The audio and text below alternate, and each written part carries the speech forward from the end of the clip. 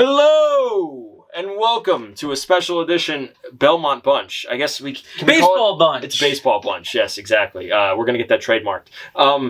Welcome to a post-season edition of Baseball Bunch. Except neither team is in the postseason. I mean, the Yankees were for about 5 seconds. The Mets weren't even close. And what we're gonna do a little bit in this video is complain a whole lot and say exactly what needs to be done because we know exactly what needs to be done. We're armchair GMs. Yes. I don't have arms on my chairs even, so I'm not even that.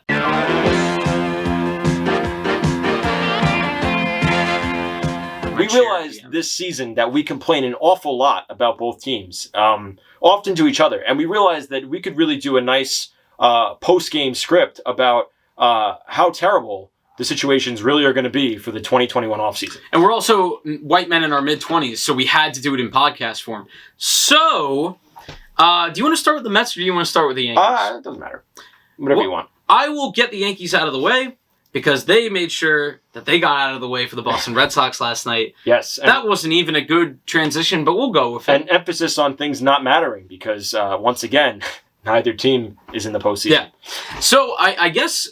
I asked a bunch of my friends in my Yankees group chat, what would be considered a success last night, which is obviously way different than the question at the beginning of the year, what would be a success coming into the year. I think a lot of people would say probably minimum ALCS, maybe coming into the year. I thought the Rays were going to fall back a little bit without Blake Snell. They got better without Blake Snell. Blake Snell wasn't that good anyway, so the Rays continue to have probably one of the better scouting departments in baseball. But for the Yankees, last night gave me a lot to think about, and a lot of stuff that I was already thinking about were confirmed. I have the roster here. I guess I should tiny synopsis of the game. Aaron Boone, I actually thought handled the pitching half of it decently, and the maybe potential pitch hitting / lineup stuff offensively not as well. It would be easy to just say Aaron Boone sucks and move on, but I'll say the good things. Taking Garrett Cole out where he did actually kept the Yankees in the game for a little bit longer. I would agree with that. Because... look, he just didn't have it. I would agree. And I don't think it's a spider tack thing. Because, look, he's still the front runner for the Cy Young, along with Robbie Ray. So, obviously, he could still do it without the spider tack. I think it was the hamstring that was bothering him the last month of the season, which wasn't easy. His ERA was over 6 in the last month. So, I should have been more, prepared for them to lose. But I was pretty prepared once it got to, 3-0. It was a long, slow death. Starting from the moment Aaron Judge got thrown out. And I think it kind of lends itself to the season that the Yankees had as someone who was an outsider looking in, where you felt like when, at least from my conversations with you and our friend John, who's a big fan, who's very analytical and follows the sport day to day, it just felt like with the Yankees this year, when they were down, you just felt like they were just going to lose. You didn't get the feeling that there's a comeback coming in the late innings. It took a while to get that spark back. They really did. I mean, from someone who's not a Yankee fan, who, tries to be objective about the situation. The Yankees have objectively some great talent in pieces where it just felt like it was difficult to get the entire team and entire lineup going all at once. Yeah. And that's probably because part of the lineup wasn't good. Well, I mean, that is a fair and they're not observation. Good players. Yeah. And I'm going to go after Brian Cashman. Oh boy, do I have a team for you just across the river. Yeah, but yeah, exactly. I just felt like watching the game as someone who turned it on last night as just a third party observer. Mm-hmm. Once I saw the Yankees were down 3-0, I just had this pit in my stomach feeling where I'm like, that's the game. Mm. I personally did, and it kind of lends itself to those discussions we had earlier in the year about how there's this feeling of the team just can't get out of its own way sometimes. There's kind of an inertia where they're going, they don't stop, and when they stop, they don't get going. Mm. Yeah, last night it wasn't as ugly as a lot of the regular season because we didn't see what we do a lot in the regular season. A lot of errors, a lot of really bad defensive play. We did see a runner get thrown out, which was a regular throughout the regular season. And that was the turning point of the game. Weren't you saying earlier that apparently the Yankees led the MLB in guys thrown out at home? Yeah. And the Yankees hit into the most double plays in baseball. That one, there's a luck aspect to that. So you need a new third base coach. Yes, absolutely. Phil Nevin signed his death warrant last night. And I'm also going to say that the man next to me is a lawyer, not yet, but so he's not a lawyer yet, but he will back me up if this is now on video. Yeah. And I didn't actually mean death warrant. Anyway, firing warrant. Garrett Cole was not good. I'm happy that Boone was proactive. We were able to get out of it through a lot of the bullpen that I actually have grown to really like. It was early in the year, I was worried it was going to get worn out because Boone goes to that bullpen pretty quick in the regular season, which can be a problem. But guys like Holmes, guys like King, even though he didn't pitch last night, Loizaga, Peralta, I'll give Cashman credit there for bringing in some underrated bullpen guys that turned out to be kind of the lifeblood of keeping the team alive at points. But I'll get into Cashman stuff later. Guys that I want gone. Let's go with Gallo. Batted 199, I believe. 38 homers, 199. And also led the league in walks and strikeouts. The most 3-outcome hitter there's ever been. The Yankees do not need that. The Yankees need contact hitters. So Gallo, gone. So, I mean, part of this is tough to replace because I have the free agents for left field. And there's McCutchen, Schwarber, Tommy Pham, Dickerson, Eddie Rosario. Maybe Eddie Rosario I check in on. Jock Peterson, Mark Canha, maybe is somebody I check in on. There's some great outfield options for sure. I mean, like the Mets also, as I'm going to get into, they need to be in on those opportunities often and everywhere. Yeah. But keep going. Gardner, he has the team has a team option on him. If he's going to be back, he has to be like nowhere near starting. You know, he was good down the stretch this year, but it does feel like they need an everyday center fielder. Yeah. Aaron Hicks might miss all of next year. They might be in the market for another. Gardner was a good Yankee, arguably a great Yankee. Yeah, no. I mean, look, closest thing they had to a captain for a few years. Yeah, and it's tough for him to like. Yeah. You know, he's going out with them, just not doing anything in the playoffs for a bunch of years in a row, but. Also remember fits in with the rest of the team. Yeah. Aaron Judge, obviously, I'm throwing the bag at next year. He's one of the most important players on the team. Probably had his best season since his rookie year. Now, I heard an argument. Heard an argument today. It was on WFAN for anyone in the New York area. Carton and Roberts were going off about how do you, just as a hypothetical, do you trade Aaron Judge this offseason? No. Because it's arguably his highest value ever. Only if they were going into a rebuild, which I think they're going into a retool. They're definitely going to have to retool. Yeah. And I think that retool might have to start at short. So as it stands right now, Gleyber Torres, not a shortstop. Not an MLB caliber shortstop or a dependable MLB caliber shortstop defensively. Offensively, he's struggled. He doesn't have as much pop anymore. He was struggling batting average-wise.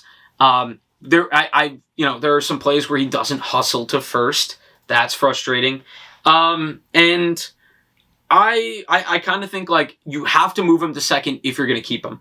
Because last night he did make some slick plays defensively at second. But then that leaves you without a true shortstop. And you've got LeMahieu already at second. And LeMahieu had a down year. That was pretty disappointing. And I don't think anybody's going to trade for him because it's a lot of money he's being paid. And he's also getting a little bit older, and it's kind of a, and that's one of the things where I think for both teams, probably a little bit more for the Mets because we just had so many unforeseeable changes of fortune in terms of hitting. But yeah, LeMahieu not being a 300 hitter really hurt you guys. Yeah. I think if I had to say from a third-party perspective, I felt like LeMahieu and Torres not hitting consistently like they did in previous seasons really did a lot for you guys in terms of just not getting hits when you needed to, not executing in games that were winnable, but perhaps early in the season, not necessarily when you guys went on the run in the second half, but like earlier in the season, like May and June, where it felt like you were good but not great. That was a big reason why I felt. Yeah, a lot of opportunities get squandered. Yeah, and both of those guys used to. I mean, LeMahieu had one season of power. He just kind of an outburst where he got fortunate and he's a guy you sign for average. Yeah, over anything else. Yeah. But some uncharacteristic errors from him, from Urshela at points this year. Yeah. Basically, the whole infield was bad. Yeah, it was defensively, and it wasn't like. And the tough thing, I guess, too, that I noticed was that. Another common thing, there was a lot of commonalities I noticed between the Mets and the Yankees, a lot of mirrored situations. At times when the Yankees were good, the Mets were bad, and vice versa. And they faced similar situations, as I'll discuss too. One of which was that I felt it's difficult to attribute a cause to this stuff. Yeah. Like, it's difficult to say, like, exactly what is it that made Gleyber Torres and Gio and LeMahieu. It's Aaron Boone's fault. It's all Aaron Boone's fault. Like, and it's hard to say it's Aaron Boone's or Luis Rojas' fault. But it's easy to fire them. But it's easy to fire them. And it's easy to think it's their, when they're doing well, it's easy to think that they're a good manager. It's this kind of hindsight bias. Mm-hmm. And I think that's really, again, I'll get into it more with the Mets because it's a little more pertinent because Luis Rojas will not be definitively returning. Mm-hmm. There is that hindsight bias, I think, in today's MLB manager. Yeah. Like, for sure. So, sorry, keep going. No, it's okay. I'm going to be quick with the rest of the Yankee stuff. Yeah. Urshela is an interesting one because he is dependable. He will have bursts of really hitting, but he's more for average. He has a little bit of pop. If they want to aim higher there, even though I think they should focus at short, maybe at short they find a way to get Didi back, who's a better defensive player. Tom is like Didi's like probably one of his biggest fans. Yeah, he's probably my favorite current baseball player. He's a good shortstop. And he's extremely good defensively. Everybody always complains about not having enough left-handed power in Yankee Stadium. We know that he's been left-handed power at Yankee Stadium, so I feel like it's a perfect fit there. And I know he's coming off his worst year, so maybe you could get him real cheap. So, but third base, hypothetically, if the Yanks wanted to go like after a big guy, you've got Arenado, but Arenado has a player option.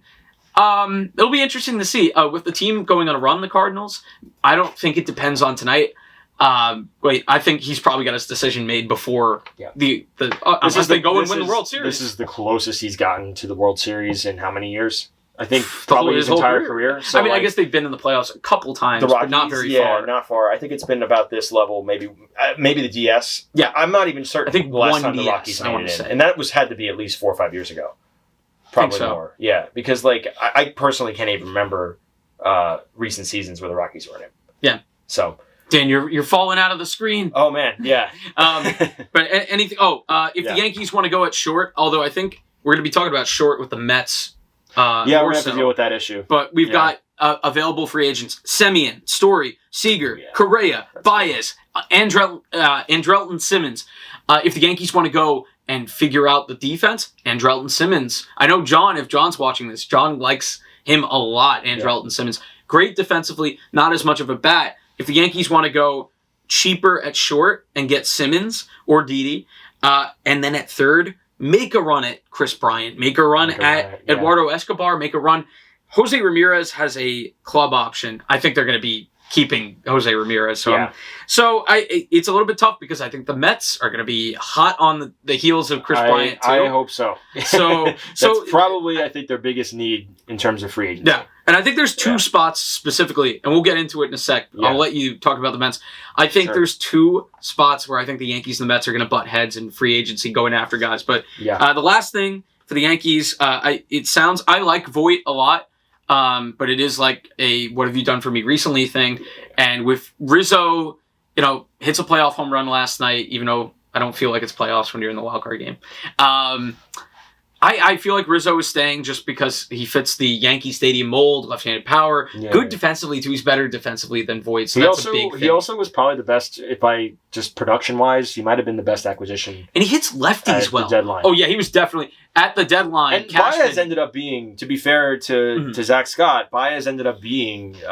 that's right. You don't have to be fair to Zach Scott anymore. I know. I'm like, that is the one thing I'll give him. I was skeptical of Baez. I felt that we needed to get Bryant, but the asking price was apparently too high. And now they can pay for him. And now they can pay for Bryant. And not give up assets. Because we have the richest owner in MLB. There you go. Yeah. This is what he comes in for now. Yeah.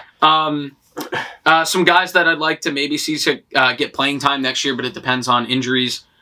Clint Frazier, hope he's okay. He has vertigo from a concussion. That's scary. And Miguel Andujar. If you're not going to use these guys, trade them and see what you can get. I don't know. Catcher, I would like to get rid of Gary Sanchez. I am very tired of him being terrible defensively and on offense just being a plus enough to keep his job. But I look at the catcher market. Oh, Buster Posey's a free agent. He's got a club option. They're going to keep him. Yan Gomes. I don't know if that moves the needle. Christian Vasquez, club option. They'll probably hold on to him. Yeah. Tucker Barnhart, club option. Mike Zunino, club option. Yeah. The last that isn't a club option is Austin Romine that I wrote down. Former Yankee. Doesn't really move the needle too much. He's better defensively, but Higashioka's better defensively already. It's kind of just like doubling up on a better offensive Higashioka. So I feel like the catcher situation is going to remain for another year unless there's a trade. So right. That's going to be fun because I feel like I complain about Gary all the time. But I'll give Torres. I gave Torres crap too. Those were the two that I was like, I'm done with them. But it looks like I might have to get used to it because I don't know if they're going anywhere. And Stanton, I just want to give Stanton all the credit in the world because he and Judge carried the Yankees. And last night, Stanton was clearly the best Yankee. And it's worth noting that Tom has also been pretty lukewarm on Stanton over the years. Mm-hmm. Those of you who know Myself me from well. the hockey stuff, you've been lukewarm on me for I've a been while. very lukewarm on him for a while, yeah. I meant me. But Stanton, you've been lukewarm on me as a person. Yeah. But Giancarlo Stanton, he's gone the full Josh Bailey treatment for me, where I was big hater. But look, I change my mind when a guy proves me wrong, and I'm gonna admit that I was wrong. And Stanton's been awesome, and very excited for another year of him. And the bullpen, I really like it. The guys that they've acquired, that's the area where Cashman's done his best work this year. And I love Mr. Holmes, and I'm kind of hoping that maybe he could compete for the closer role and they can maybe move on from Chapman. But with all that being said, I feel like we can move on to the Mets because if there's anything else Yankee related, I think we could talk about it in free agency stuff. But sure. Go ahead. Yeah. All right. So I felt that Tom did a pretty great synopsis of the issues facing the Yanks. Hopefully I can also give a synopsis of the 5,722 or so issues with the New York Mets. Obviously, this is a critical offseason for us. I feel like that's honestly an understatement. Anyone that follows the team knows that this is pretty much the decision between, as you said, a retool versus a rebuild for a lot of reasons. One of which is that we're not certain anymore that our hitters are known quantities. We don't know that McNeil is going to be productive. We don't know that Smith's going to be productive, at least over a full season. We don't know that Davis is going to be productive. These guys that were a given a year ago are no longer a given. So that's a not insignificant portion of the lineup that needs to be dealt with. But before that's even dealt with, we have to deal with getting a team president. We have to deal with getting a GM. We have to deal with getting a manager. For what is this, the second or third time? I've lost count in the past 4 years. I miss Terry Collins. I miss Terry Collins a lot. At least he got the most out of his players. So I think this is going to be Steve Cohen's first real quote-unquote offseason, and it's very critical. And I say that because I think this is going to be his first chance to truly remake the team's management assets in his own image, where he is going to be able to have a direct say in president, GM, not that he couldn't before, but he's going to be able to have a direct say in his manager, where Luis Rojas was a holdover from the Wilpon era because he was kind of just the next man up after we got rid of Beltran, because that was a mistake. I'm already seeing people with draft Beltran comments on the SNY Twitter and Instagram pages, and it's pretty ridiculous in my opinion. But it's going to be pretty critical. So I think I should be fair to the Mets and just say generally what I thought they did well, and then also what I thought they did very poorly. What I thought they did well going into the year was they really built up their bench depth. And I think that anyone that followed the team through the months of May, June, and July know this. I think this was one of the best benches that the Mets have had in a while. It was very deep. Pilar, VR, you had Peraza was pretty clutch. Billy McKinney for a little bit. Brandon Drury came out of nowhere and he hit like 275 in 150 at bats or whatever it was. And it wasn't an insignificant period of time. Mm-hmm. We're talking about 8 or 10 weeks where these players essentially carried our lineup. We did a great job with that. That was something that you should give credit to Alderson for. Mm-hmm. We also fixed bullpen issues. I don't want to say fix bullpen issues completely, but we did get a more stable bullpen for a while. It didn't feel like in the beginning of the season, it didn't feel like you were going to lose a game that you were otherwise winning because we had to go to an Aaron Loop or a Trevor May, at least not always. Trevor May was less consistent. Aaron Loop, I wanted to highlight because Aaron Loop had such an excellent year that I think it's a no-brainer to extend him or bring him back. I forget if he's in free agency, but I'm pretty sure he's in free agency. So I think that that's got to be one of their most straightforward decisions is signing him to a multi-year deal. I think his ERA was like 0.95. Excellent year. So I think that's a guy that you have to keep. What they failed at. Let's see. How much time do you have? By the way, Aaron Loop is a free agent. He is a free agent, exactly. Yeah, I saw he was in discussions with SNY. They should bring him back. More on that in a little bit. What they failed at. There is a lot of stuff. But again, just the nagging injury bug that this team has is just borders and it surpasses, quite frankly, the ridiculous. The next president of the Mets and the GM need to be critical about whether these players are just injury prone versus what our team is doing to minimize and mitigate any type of risk they take versus are we having problems diagnosing and understanding these kinds of injuries to begin with. They need to be critical about that. And in terms of criteria for a team president, I think that should be something that needs to be near the top of the list. I mean, like, it seems a little bit obvious, perhaps, but I feel like that isn't something that's discussed enough in the media, is that this is a team that has been plagued by and completely derailed. Liberal media strikes again. Yeah. The liberals refuse to acknowledge the Mets' true faults. And I just think that this is not acknowledged enough, to be honest with you, in terms of when we're talking about a front office. It's always about... Now, you read the back pages and it's always about, are they analytics or are they, quote, old school? And what's their philosophy on that? I don't really care so much about that. Why can't we just be idiots? I don't really care so much about that. I care more for this team. I care more about what are you going to do to keep our guys consistently healthy? Because if you think about the team from 2015 to now, which is the last deep playoff run we had, we were supposed to have this brilliant rotation with a great roster of hitters. And we've had an up and down roster of hitters, but we've had a rotation that only two pieces from that rotation remain, one of which just spent the entire year on the DL, and the other one spent half a year on the DL. Yeah. So we really need to be much more critical about that and make that a priority in our search for a president and a GM. I am going to, as a way to keep this structured, I am going to list off the Mets free agents. Yeah. And I want you to tell me if you want them back. All right, sure. All right. Yeah.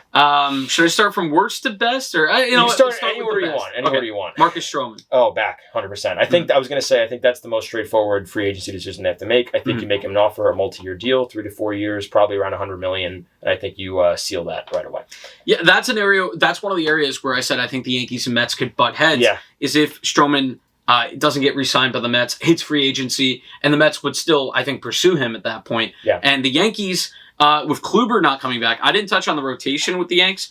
They have Herman, Montgomery, Severino, and and Cole under contract.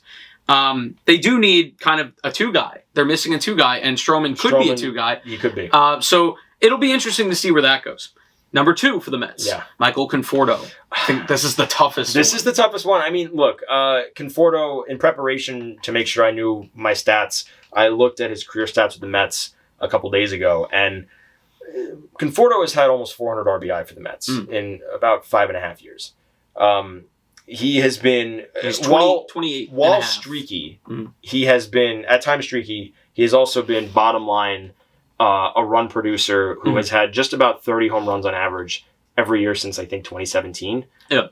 This was a clear outlier year. That said, you don't give him more than a QO.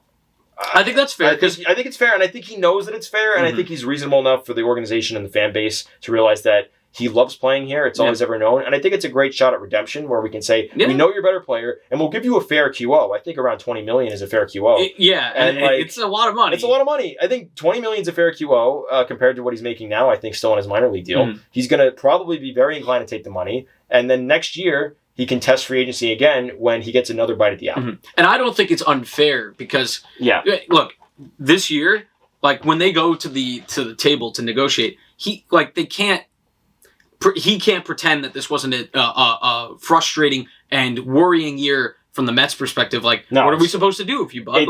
So I think the qualifying offer gives him a fresh start for, maybe not a fresh start, but it gives him a chance, and I think that's completely fair to him. I think it gives him an out. Mm-hmm. Like, it gives him a nice, easy out where he can say, and he's going to make money while it's happening. So it's not like he's going to get screwed out of it. He's not getting totally fleeced. The thing is, though, I will say about Conforto is that the strategy in when you offer the QO is probably more important than the decision to offer it.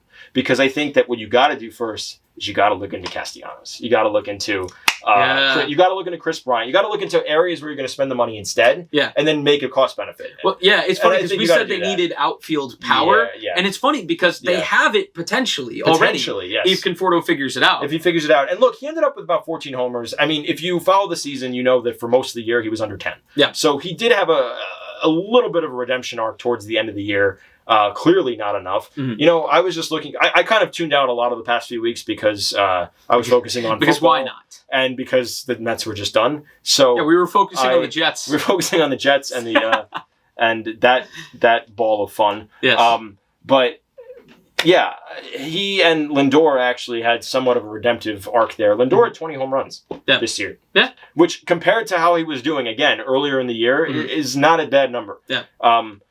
Is it enough for the money he's getting paid? Absolutely not. However, we have to move forward now and make progress. Yeah.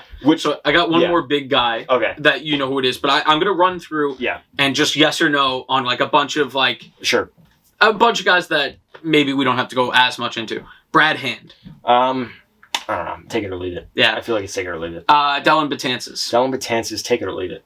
No. Familia. I think I'd probably extend him. Yeah. Noah Syndergaard.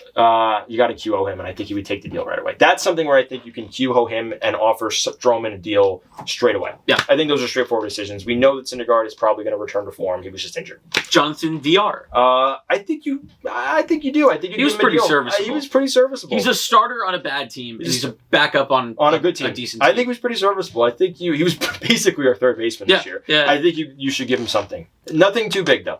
Kevin Pillar. I think that's serviceable again. I think he's a good backup out. Again, I think the bench and he brings a lot of good defense. I think the bench was one of the best strengths of this team. He had some big home runs this year, Kevin Pillar, too. He did. And he also endeared himself to the fans after he got hit in the face. Oh, yeah. So that was cool. The next one was Aaron Loop. We already talked about. Definitely. You got to resign him. Rich Hill. No.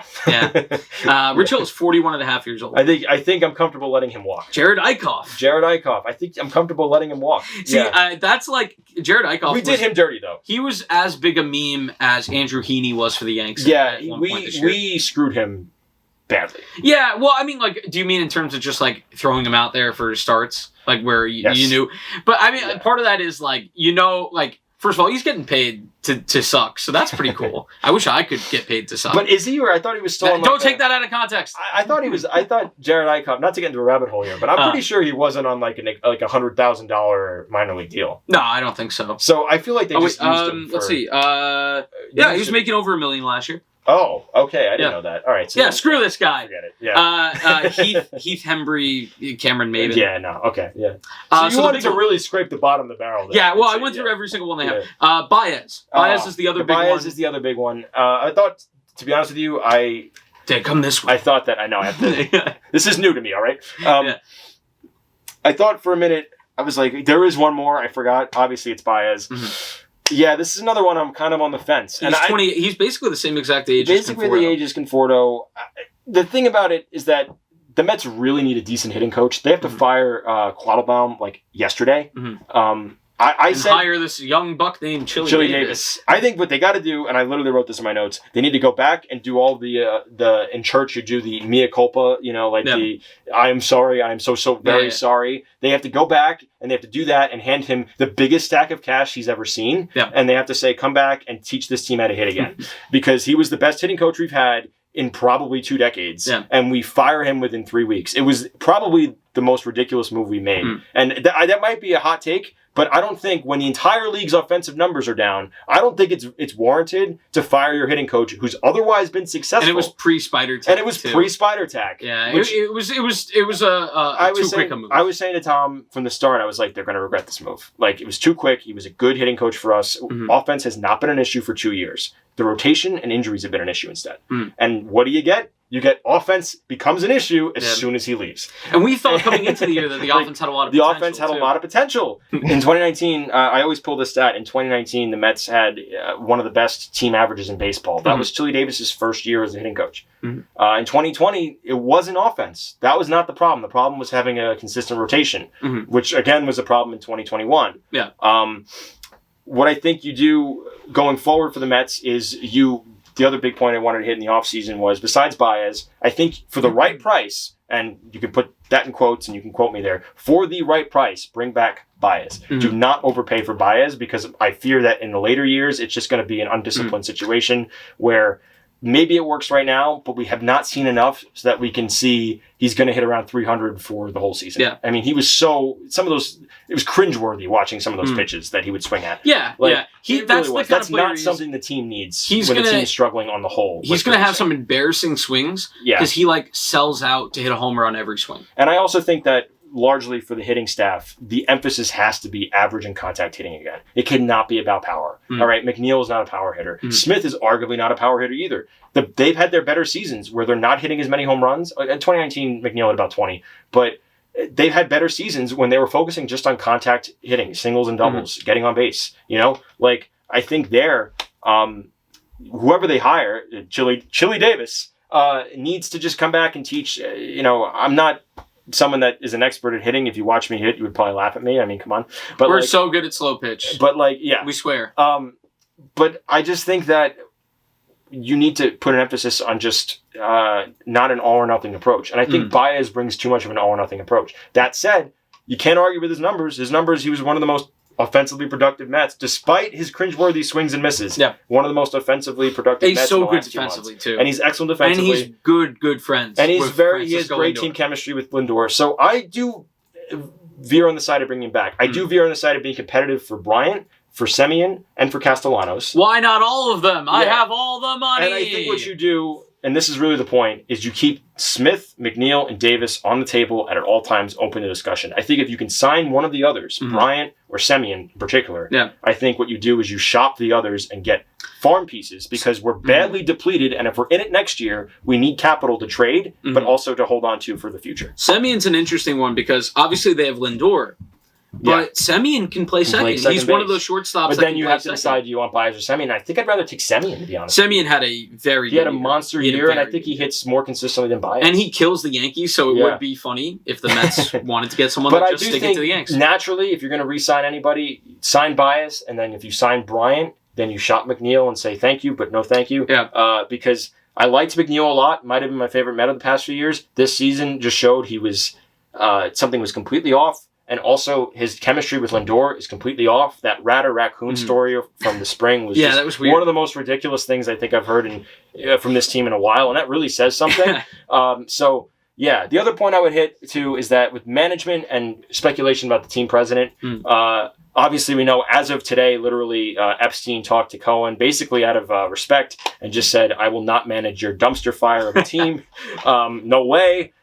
They tried to spin it like they mutually agreed to it. Like both sides recognize this is not the right fit. Right. No, I'm certain that it was Steve saying, listen, how much would it take? And Epstein's like, there isn't enough money in the world to come to this team right now. So honestly, I didn't expect Epstein for us to get our top choice. Yeah. It sounds like Billy Beane could be a possibility. It sounds like Bob Melvin could also be a possibility if he comes. I'm kind of excited about that. I think that'd be a cool fit. I like the small ball approach. I like the contact hitting and team-oriented complete lineup approach that the A's have. The Astros have gone pretty far this year with being the best batting average in baseball. And it's not Billy Beane's fault that the A's just can't surpass that one team or those two teams. Like they've been a good team for a long time. He builds a contending long-term team. Without a lot of money. What can he do with all of the money? All of the money, exactly. So I feel like finally letting him kind of off of that leash, the budget leash, so to speak, could be really beneficial. For managers, I've heard a bunch of names linked to them. The bottom line is that we can't have on-the-job learning anymore. We had Callaway, who was on-the-job learning. We were going to have Beltran as on-the-job learning because the Wilpons and Van Wagenen were very cheap. We're not cheap anymore. This is another reason why we can see what Cohen can really do. Because he has the entire offseason. He's seen the team now from the organizational perspective, from the bottom up. He's gotten to experience being a Met fan. Yeah, he's gotten to experience what it's like to be a fan. You need. Yeah, and I feel like bottom line is that he's more familiar with the problems now than he was. He's more informed about it, and I think that what he should do is get someone who maybe is a little bit old school, but who has the experience and has won and has had a deep run. Yeah, so just like a veteran influence to calm the team at times. You know, there's been a lot of talk vaguely about does this team have a leader lately? And I think the team leader is probably Pete Alonso, but do we have a leader like David Wright who took on active roles in like being constructive and took on constructive criticism like he did in his later years when he was captain? Some of that kind of just sets an example and sets a tone. Alonso is a great personality. He fires people up, but I'm not sure if he's at that point yet in his career where he really is that guy who's teaching others. Yeah. You know, so like that will take time to get to. I think he has the potential. It's tough to ask a guy that as young as he is. As long as he is. That's why they should, when the DH is made universal, they should sign Freddie Freeman and have them both platoon. I mean, it would be amazing, but God, the Braves would have a hernia. That'd be amazing. It would be amazing. I will say one more thing about Rojas. I thought Rojas was okay. I understand why they're getting rid of him. I mean, like, bottom line, I think it goes back to Cohen being able to finally remake the manager in his own image, so to speak. You know, pick what he wants. Rojas was the great, quote, player manager, but I think we saw this year that the joke about, hey, everybody was really great friends. You know, that's like our achievement for the year. That's the banner that's going on the rafters. You know, nothing else happened. A championship. Yeah. What's better is making friends along the way. What's better is having a really good fucking team. like winning a lot of games gives good team chemistry, if nothing else. So like focus less on that. If I have a guy like Buck Showalter that's going to come in and just be like, no, if you're hitting poorly, I need you in the cage every morning figuring out what's going wrong, instead of, I'm just going to give him time to let it figure it out. That was kind of more of the attitude that from the outside looking in, we kind of got from Rojas. It was cool to see him get upset, but he also seemed to get pissed kind of a lot at like bad calls. To be fair, some of them are terrible. Sometimes it's good. Sometimes it gets the players involved. Yeah, and like sometimes it's it's good, but I just also think that again, I want someone with more experience, and I think Cohen recognizes that. I will say we tend to fire everybody before they get the chance to learn from the mistakes. Like Callaway gave us a net of 10 wins in 2019, and we still fired him. We found out he sucks as a person. He does suck as a person, so that made it easier to swallow. But at the time, I was still kind of like, I guess we're firing him, but like, you know what? The guy took us 10 wins over 2018 because he had another year to learn from mistakes. Like, say what you will about what happened, but we had somewhat of a run in 2019. Like, you know, we were only 2 games out of a wild card. Like, and then he got fired from another. And then we got fired from another job. But like, the point is, the Mets are risking. You know, and I'll say this for the counterpoint: the Mets are risking never finding out the true potential of some of these guys. That said, he blew a 2.5-month stretch. We were in the lead for over 100 games, and we had a complete failure to adjust to those situations and get the most out of our players. So, in a nutshell. Yeah. So, I can understand it. Yeah, and for the Yankees front office, Boone just exists. I don't think he's... I don't know. Like, he's replaceable. That's the best way probably to put it. Brian Cashman. There was a long time where, and I'll make this quick. Yeah. There was a long time where I was just like, man, you got to admire how they're just able to stay good even if they're not winning. But now it's wearing thin. It's become. You still give him credit where he's able to find. Like, he does find diamonds in the rough. Yes. I said, like, he got Clay Holmes. Clay Holmes saved us last night momentarily. But he's also he got Didi for nothing. He got Luke Voigt for nothing. He has, like, the new shiny toy syndrome, where... When it comes to free agency, he tends to overspend for the biggest name that's out there. Regardless of, like, Garrett Cole and Giancarlo And then they go 2 innings and an elimination. Are the two, of course, that everyone thinks about in the modern era. One of those two is working out. And one of those two is... I mean, I can't... Yeah. Obviously, it's in the moment, so the Cole thing is frustrating, but obviously the whole team didn't show up last night outside of Giancarlo Stanton. Does Boone return next year? No. Does Cashman return next year? Probably, but I don't know if I want him back. Who should manage the Yankees instead? Honestly, I don't think the managers matter a ton. Yeah. So I'll do it. I'll do it. I think at this point, the players kind of like... do their own thing. The manager, in-game is they're important for the in-game decisions. Yeah. But I think the majority of the time, it's not huge. There's that, like I said, there's the hindsight bias of they get too much credit when the team is good, and they get too little credit when and the front office is so invested now in the like how the players are swinging and stuff. And it's very possible that Boone is literally just a puppet of Cashman, which is it's very possible. It's exactly true. But I'm being generous. Yeah. That's exactly what it is. Yeah. So it's kind of just like a shell corporation for Cashman to operate through. Yeah. Where there's no liability for Cashman, it's all on Boone. If there's a problem. Yeah. So and the owners, by the way, the owners don't spend they don't go over the luxury tax anymore, so they can't buy themselves out of it. They have to now, kind of adopt more of a Tampa Bay Rays approach. Yeah. Who they do a lot with less, and they've turned a lot of guys. Randy Arozarena, they just turn guys that you've never heard of into stars. Brandon Lau hit 34 homers on or it might have been 39, had 99 ribbies. These guys that you wouldn't expect to do these things. And so I think a lot of it goes towards, probably the upper management decisions and finding those gems. And it's frustrating because I do kind of want Cashman gone, but I do acknowledge that he's been able to hit on some of those underrated gems before. Like I said, Gregorius Voit. Yeah. So I don't know. Maybe I'll give him one more year, but that's pretty much it. I think we pretty much covered everything. I would say. I mean, that's everything I had on here. Do you have a dream free agent? I think you already said Bryant. I think it's probably Bryant just because he feels such a clear need. Mm. I wanted him. He was my top target for the trade deadline. We didn't get him.